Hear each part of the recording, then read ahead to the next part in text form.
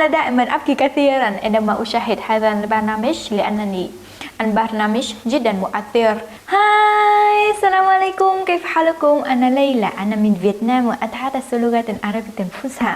في أيام أخيرة حصلت على بعض التعليقات تحت فيديوهاتي تطلب مني أن أقدم لهم بعض الأسماء الأغاني والأفلام الفيتنامية، ولكن حقيقة لا أعرف هل تناسب أفلام الفيتنامية أذواق العرب أم لا، ولكن إن شاء الله سأفكر في موضوع فقريبا سأقدم لكم بعض الأفلام الفيتنامية. ولكن فجأة جاءت إلي فكرة أنني أريد أن أقدم لكم برنامج تلفزيوني مشهور جدا في فيتنام وأيضا له قناة على يوتيوب. سأشرح لكم لماذا أريد أن أقدم لكم هذا البرنامج. هناك قصة هكذا، يعني منذ عامين، يعني في حوالي عام 2019 كان هناك شاب جزائري اتصل بي على فيسبوك فيطلب مني المساعدة. هذا الشاب الجزائري هو متخلط بين الأصول الجزائرية وأصول الفيتنامية، يعني جده جزائري وجدته فيتنامية. لا أريد أن أذكر اسمه الحقيقي هنا، لذلك سأسميه باسم محمد. أوكي، محمد اسم مشهور لديكم. محمد له جد جزائري وجده كان يأتي إلى فيتنام للقتال في صفوف الجيش الفرنسي في حرب بين فرنسا وفيتنام في فيتنام في فترة حوالي من 1858 إلى 1954. فطبعا كان يخدم للجيش الفرنسي طبعا ضدنا نحن فيتناميين. ولكن بعد هزيمة فرنسا في آخر الحرب المشهورة جدا تسمى معركة دien Phu، فاضطر فرنسا من الانسحاب من فيتنام، فتم القبض على الكثير من الجنود الفرنسيين، ولكن أصلهم من أفريقيا، بينهم الجزائريون وبينهم تونسيون وبينهم المغربيون أيضا. تم القبض عليهم وتم إرسالهم للعيش وللعمل في مزرعة في ضواحي هانوي. فطبعا بين أولئك الجنود هناك جد محمد. ففي فترة العيش وللعمل في مزرعة عرف جد محمد على فتاة فيتنامية فوقع في حبها فتزوجها، فتم تسجيل الزواج في فيتنام فإنجب 3 أطفال في فيتنام. ولكن بعد ذلك كان هناك فرصة له للعودة إلى بلده إلى الجزائر، فطبعا أخذ جد محمد جدته وأبنائهما إلى الجزائر. ففي الجزائر إنجب طفل رابع فهو أب لمحمد. ولكن كما تعرفون أن في تلك الفترة كان لا يوجد يعني وسائل اتصال متطورة مثل ما لدينا الآن، فلذلك انقطعت الاتصالات بين جدته وأهلها في فيتنام. ومع مرور الوقت كبر أبو محمد وتزوج وإنجب محمد، وأيضا محمد كبر وتزوج وإنجب أبنائه، وحتى الآن لا يستطيعوا أن تواصل مع أهلهم في فيتنام. وأخيرا توفت جدته وجده، فلا يبقى لديه أي شيء إلا بعض الأوراق القديمة.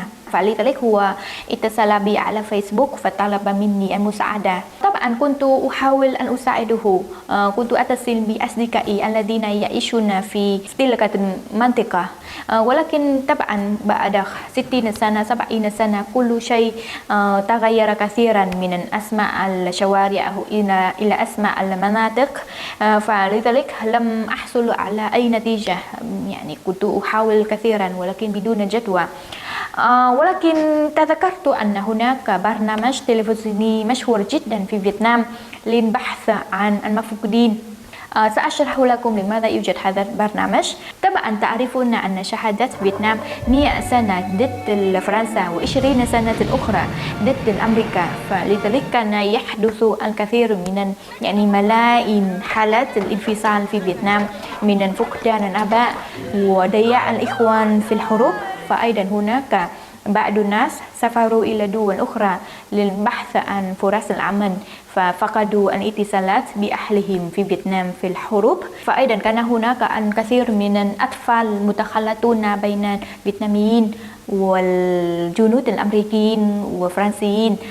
فبعد الحروب سافروا هؤلاء الجنود إلى بلادهم فتركوا هنا أبنائهم المتخلطين. فالآن المتخلطون يرغبون في العثور على آبائهم الحقيقيين، فلذلك ولد هذا البرنامج التلفزيوني للبحث عن أحبائهم لجمعهم مع أهلهم بعد عشرات السنوات من الانفصال. فكل قصة التي يقدم لنا هذا البرنامج مؤثر جدا. مثلا هناك قصة عن ابن متخلط بين فيتنامية وجندي فرنسي من أصل أفريقي، فبعد انتهاء الحرب أخذه أبوه إلى أفريقيا وعاش هناك معه، ولكن بعد مرور الوقت عاد الابن إلى فيتنام، فطلب من البرنامج العثور على والدته حقيقية في فيتنام من خلال صورة فقط.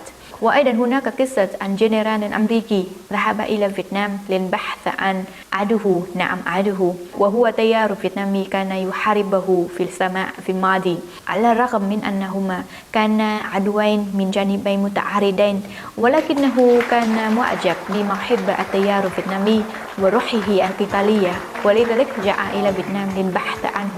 وأنا دائما أبكي كثيرا عندما أشاهد هذا البرنامج لأنني البرنامج جدا مؤثر.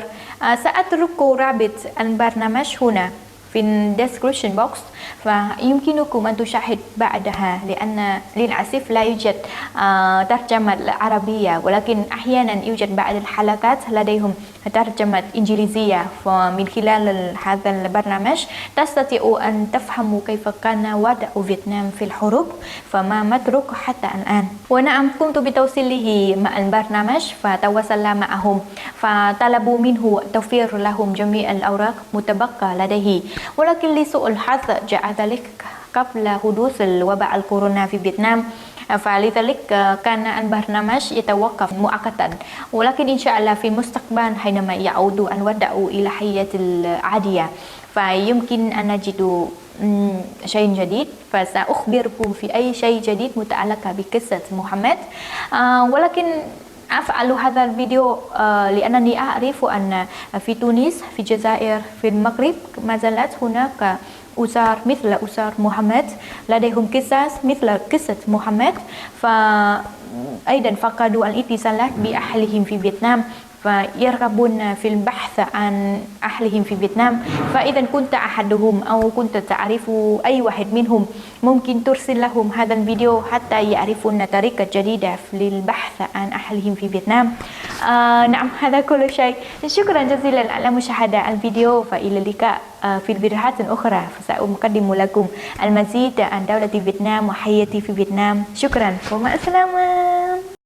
Thanks for watching. Don't forget to like, share and subscribe to my channel. Love you.